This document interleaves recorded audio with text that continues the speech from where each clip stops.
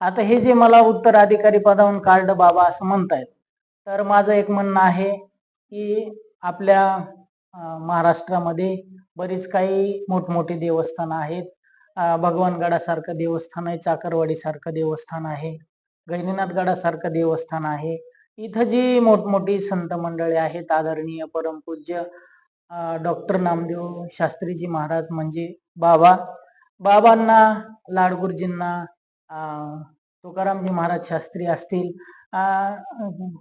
मच्छिंद्रगडाचे महंत असतील, अनेक जे साधू संत आहेत, गहिनीनाथ गडाचे विठ्ठल बाबा असतील, या सगळ्या संत मंडळींना बोलवावं आणि ही सगळी संत मंडळी ज्या वेळेला या संस्थांमध्ये चाललेल्या वादावरती बघतील काय झालंय काय नाही झालंय, आणि जर सगळ्यांचं म्हणणं असेल की मी त्या पदाच्या लायकीचा नाही, तर सन्मानानं ते पद मी सोडून सर्वांचं दर्शन घेऊन माझ्या मूळ गावी मी जाईल, ही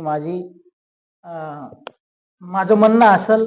आणि समाजाला विनंती असेल की असं केल्याशिवाय काढून टाकलं असं समजू नका, आणि पुढचा उत्तराधिकारी जो येणार आहे त्यानं सुद्धा ही प्रक्रिया झाल्याशिवाय इथं येऊ नये, एवढीच माझी विनंती असेल. रामकृष्ण.